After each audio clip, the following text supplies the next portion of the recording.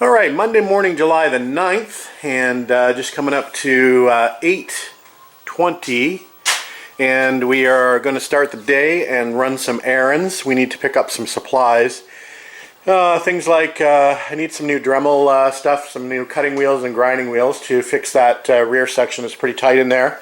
So we need to find some new cutting discs to get in there, because the big cutting wheel is just not going to cut it.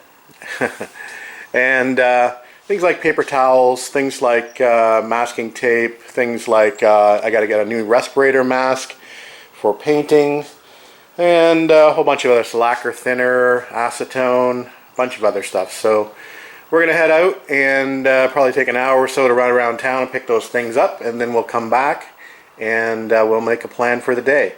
I think what's going to happen today is I think the whole body tub is going to go into epoxy, or at least we're going to prep it and get it ready for epoxy. Hopefully, maybe by the end of the day we'll be able to spray, but we shall see. But I think that's the plan, is get the whole thing into epoxy, then go ahead and do welding repairs, and then start working with the Raptor liner. I've got a 7-day window in order to do that, to top coat the epoxy with the Raptor liner, so hopefully we'll be able to get that done within the 7-day period so I don't have to scuff it. That would be great. Don't need any extra labor at this point in time, so we'll try to do it within the window. Anyway, that's it for now. Let's start running around. Alright, we've returned from our shopping excursion this morning and spent some more money, so I've updated the board to reflect that. So here's what we bought. We bought some shop towels, 13 bucks. We bought some, we bought a paint mask, paint respirator. That was 55 bucks. We bought a can of rattle can primer just for some touch-ups. That's 12 bucks. Masking tape, 3 rolls, 15 bucks. And lacquer thinner for cleaning the guns, it's 23 bucks. I also bought some new Dremel stuff, and not sure if this is considered body prep or paint expense, but I thought I'd just let you know. I spent 90 bucks on that stuff there, so the grand total without the Dremels is $422.65 so far. And with the Dremels, $512.65.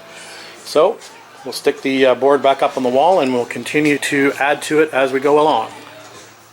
Alright, I think the next objective for me is to start cleaning the car, which means getting all the remaining sand residue out of it, which will probably be a bit of a challenge.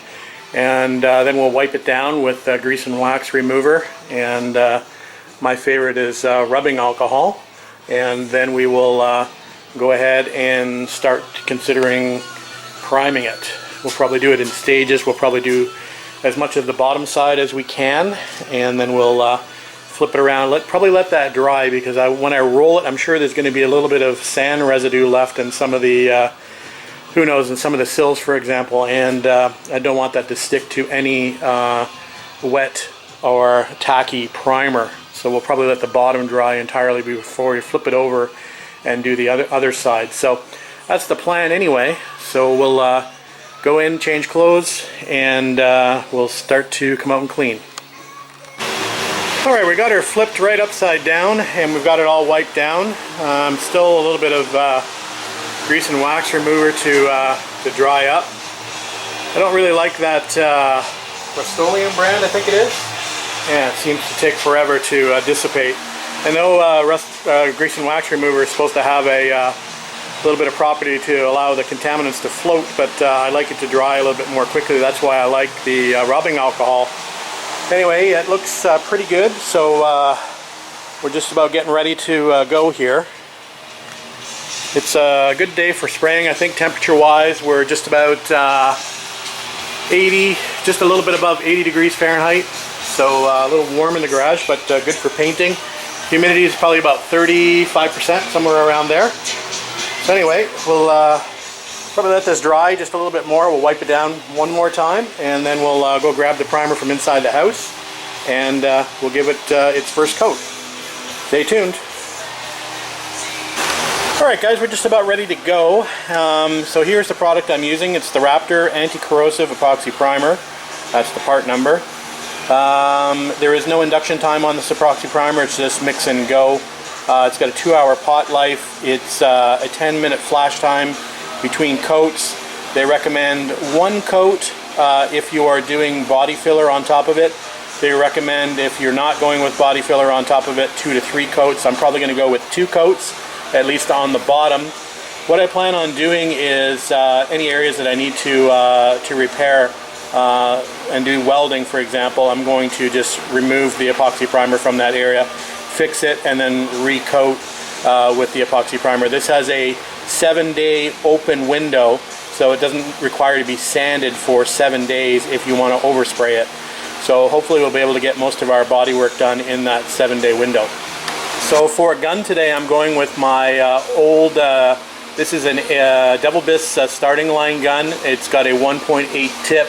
This is probably one of the most basic guns you can get. The air inlet pressure is going to be set at 30 pounds when I squeeze the trigger. And I'm going with just the regular cup on this. I do have a decup system on one of my other guns, which is great. But for primer, I'm just going to go ahead and use the regular cup that came with the gun.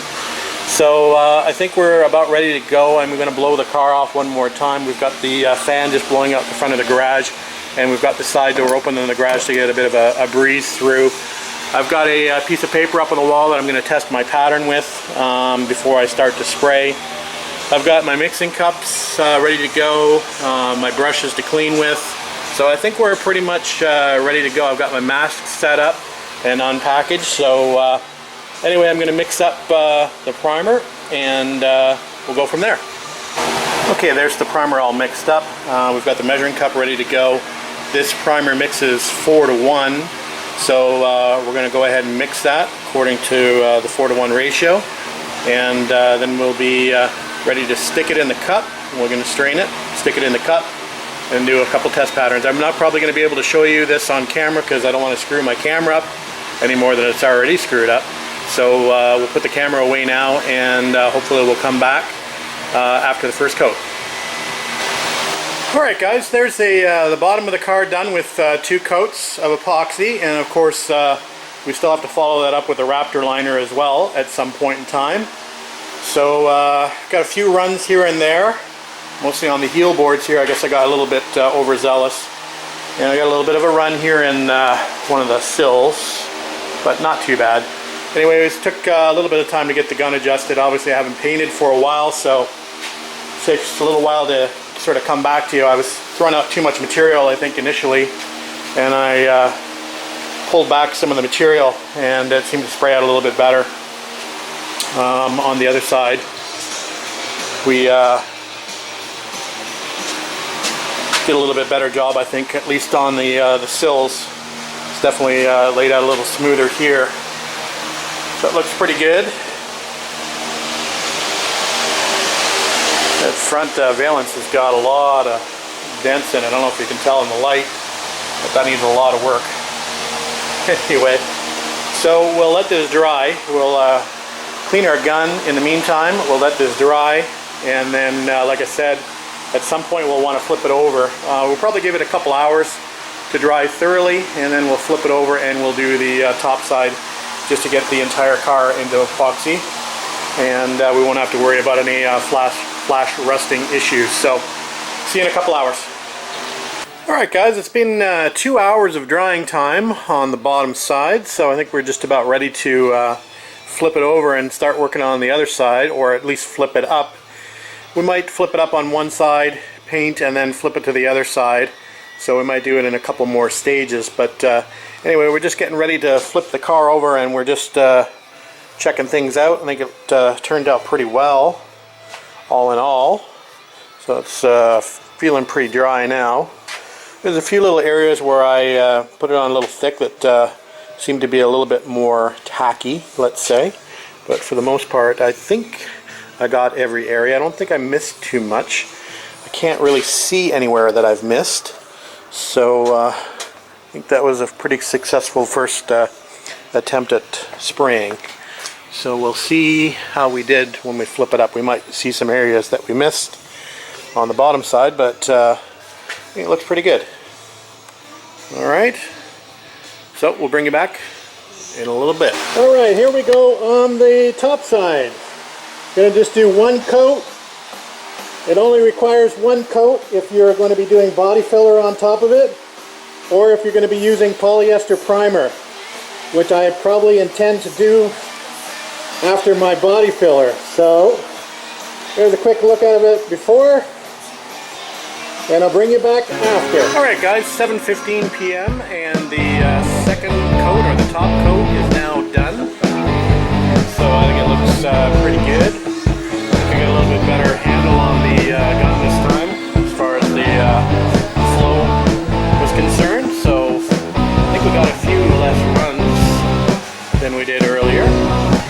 Oh, there was not too bad the first time round anyway, but I think it sprayed a little bit better.